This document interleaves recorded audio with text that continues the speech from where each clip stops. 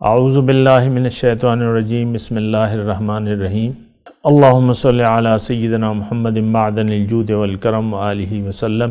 سامعین و ناظرین اکرام، السلام علیکم ورحمۃ اللہ وبرکاتہ۔ آج کا ہمارا موضوع یہ ہے قلب سلیم کے بارے میں، یعنی قلب سلیم کیا ہے اور اس کی کیا اہمیت ہے، اس کے بارے میں ہم بات کریں گے۔ اور دیکھیں، قلب کا مطلب کیا ہے؟ دل۔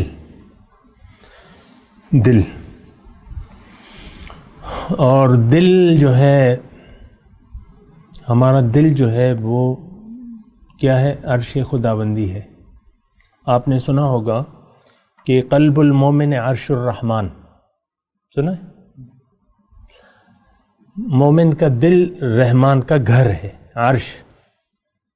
تو بہرحال یعنی ایک بنیادی بات جو ہے یہ نوٹ کر لیں، ہماری جو پیدائش ہے، روح کی پیدائش، یہ اللہ نے اپنے امر سے کی ہے۔ روح کی پیدائش یہ عالم امر کی بات ہے، اور اللہ کے حکم سے اللہ تعالیٰ نے اس کو پیدا فرمایا ہے، اور اس کو اللہ تعالیٰ نے اپنی روح کہا ہے۔ کیا کہا ہے؟ اپنی روح۔ ابھی میں نے آپ کو درس میں بھی بتایا تھا کہ فرشتوں کو جب حکم سجدہ ہو رہا تھا تو اللہ تعالیٰ نے فرشتوں کو اس طریقے سے حکم دیا، قرآن میں اس کا تذکرہ ہے کہ فَإِذَا سَوَّيْتُهُ وَنَفَخْتُ فِيهِ مِن رُوحِي فَقَعُوا لَهُ سَاجِدِينَ۔ جب اس کا میں ظاہر قالب برابر کر لوں اور اس میں اپنی روح پھونکوں، وَنَفَخْتُ فِيهِ مِن رُوحِي، صرف لفظی ترجمہ آپ دیکھ لیں، تفسیر کی ضرورت ہی نہیں، اس میں میں اپنی روح پھونکوں۔ اب اس کا کیا مطلب ہے؟ یہ راز ہے، کیونکہ باطن کی ہر چیز راز ہوتی ہے، ہماری عقل کی پہنچی نہیں ہے۔ لیکن الفاظ کو تو دیکھیں نا آپ، کسی اور کے بارے میں اللہ تعالیٰ نے یہ نہیں فرمایا، کسی اور مخلوق کے بارے میں۔ تو یہ ایک اللہ کا کیا ہے؟ راز ہے۔ اللہ تعالیٰ کا کیا ہے؟ قلب سلیم جو ہے، قلب جو ہے، یہ اللہ تعالیٰ کا راز ہے۔ یہ یعنی آپ کو بنیادی باتیں جاننی ہوں گی۔ قلب سلیم کا جہاں تک سوال ہے تو بنیادی باتیں آپ جان لیں تو بہتر ہوگا کہ ہم بنیادی باتوں سے واقف ہوں، کیونکہ ایک چیز کو جاننے کے لیے اس کو بنیاد سے دیکھا جاتا ہے کہ اس کی بنیاد کیا ہے، بیس کیا ہے۔ قلب سلیم کا ہی موضوع ہے نا ہمارا۔ تو قلب کی جہاں تک بات ہے تو یہ بنیادی طور پہ اللہ کا گھر ہے۔ یعنی میں وہ باتیں کہہ رہا ہوں جو حدیث میں واضح طور پہ ہیں، قرآن اور حدیث میں واضح۔ قلب المومن عرش الرحمن۔ تو ایک بات تو یہ نوٹ کر لیں، اب قلب کی کتنی بڑی اہمیت ہے۔ اب یہ رحمان کا گھر ہے، اب رحمان اس میں آ جائے گا۔ انسان آیا ہے کہ اپنے قلب کو واقعی عرش رحمان بنا لے، کوشش کر کے عرش رحمان بنا لے۔ اس لیے آیا دنیا میں، اس لیے آیا ہے کہ یہ اپنے قلب کو عرش رحمان بنا لے۔ اب دیکھیں، یہ بڑا اچھا مضمون ہے، اس کو ذرا سوچنے کی ضرورت ہے اور تھوڑی سی توجہ آپ کی چاہیے۔ اب یہ اللہ تعالیٰ نے انسان کو تو بنایا ہے اپنے لیے، وَأَنَّ إِلَىٰ رَبِّكَ الْمُنْتَهَىٰ، اے انسان تیری یہ منزل جو ہے وہ اللہ ہے، اپنے لیے بنایا۔ تو اب طریقہ کار کیا ہوگا؟ یعنی اللہ کو، قلب کو عرش رحمان بنانے کا طریقہ کیا ہے، یا قلب میں اللہ کو لانے کا طریقہ کیا ہے؟ ایک سوال ہے نا۔ تو اس کا جواب یہ ہے کہ اللہ تعالیٰ نے، چونکہ ہمارا رب ہے اور ہم پہ بہت زیادہ مہربان ہے، تو اس نے وہ سارے طریقے جو ہیں وہ آسان کر دیے، سارے طریقے آسان کر دیے ہمارے لیے، جو ہم نے یعنی اللہ کو تک جو پہنچنا ہے یا قلب کو عرش رحمان بنانا ہے، چونکہ اللہ تعالیٰ ہم پر بہت مہربان ہے،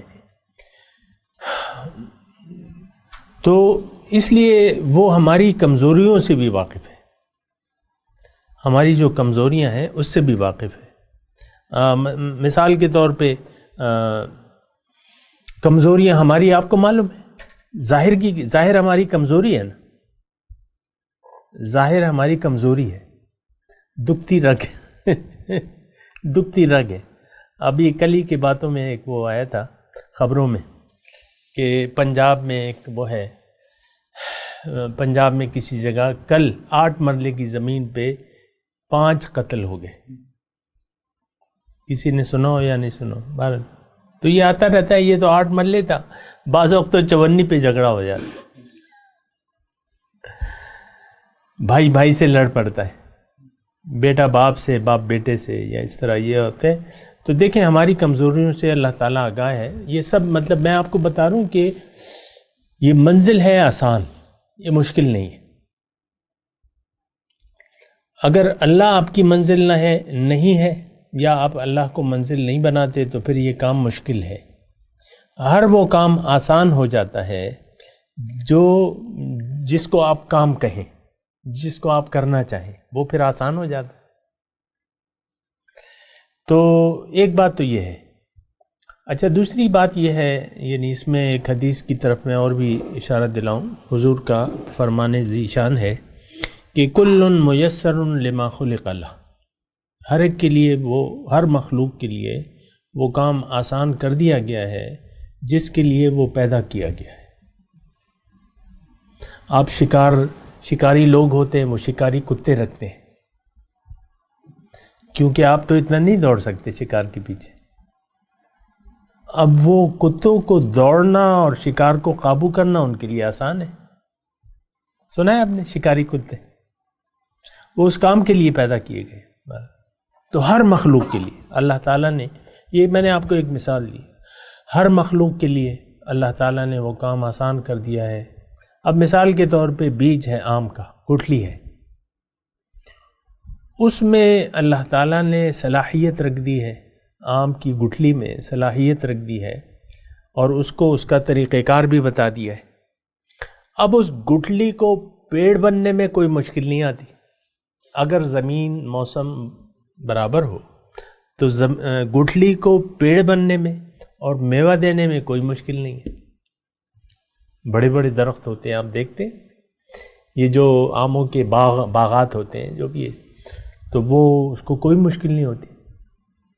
انگور کا جو چھوٹا سا بیج ہوتا ہے، اس میں اس کی صلاحیت، اس کا طریقہ کار سب اس بیج میں موجود ہے کہ نہیں؟ اب انگور کو اپنی جو آپ چھپر بناتے ہیں اس پر پھیلنے میں کوئی مشکل نہیں ہوتی۔ انگور درخت تو نہیں بنتا نا، وہ تو اس کے لیے آپ ایک جگہ بناتے ہیں، کوئی چھپر بناتے ہیں، کوئی ڈال بناتے ہیں۔ اس کو جب آپ مناسب ہو اس کے لیے زمین، بیج اور پانی وغیرہ آپ سب دیں گے، تو آپ مجھے بتائیں کہ اس انگور سے ہزاروں انگور ہر سال پیدا کرنا، اس بیج کو ہزاروں انگور پیدا کرنا موسم میں کوئی مشکل کام ہے؟ یہ آپ دیکھ لیں نا، مطلب یہ میں اس لیے کہہ رہا ہوں کہ بعض لوگ بڑا مشکل سمجھتے ہیں اس کام کو، کہ قلب کو عرش الہی بنا لیں، اس کو بڑا مشکل سمجھتے ہیں، ہو ہی نہیں سکتا۔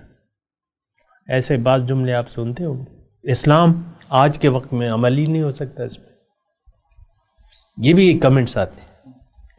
رسول کا طریقہ، اسوہ رسول، وہ تو نہیں ہو سکتا، وہ تو رسول کی ذات تھے، تو برکت والی ہستیاں تھیں، آج تو مشکل ہے۔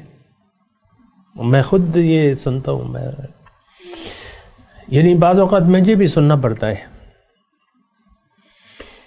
تو یہ نہیں ہے، یہ غلط ہے، یہ سوچ غلط ہے۔ آپ دیکھیں اللہ تعالیٰ نے جو نظام پیدا کیا ہے، اس میں جو مخلوقات ہیں تو ہر ایک کو وہ استعداد اور صلاحیت دے دی گئی ہے جو بھی کام کرنا ہے۔ کوئی آپ دیکھیں، یعنی آپ کسی شیر کے متعلق نہیں سنیں گے کہ یہ شکار نہیں کر سکتا، دوڑ نہیں سکتا۔ چیتے کے متعلق آپ یہ نہیں سوچ سکتے کہ یہ دوڑ نہیں سکتا یا شکار نہیں کر سکتا۔ یہ مطلب دیکھیں یہ بچوں والی بات ہے جو ہم کرتے ہیں. بچے تو ناسمجھ ہوتے ہیں نا, یہ ناسمجھی والی بات ہے نہیں. کل میسر لما خلق لہ, اس کے بارے میں بات کرتے ہیں اگلی نشست میں. وآخر دعوانا ان الحمد للہ رب العالمین. مولاي صل وسلم دائما ابدا على حبيبك خير الخلق كلهم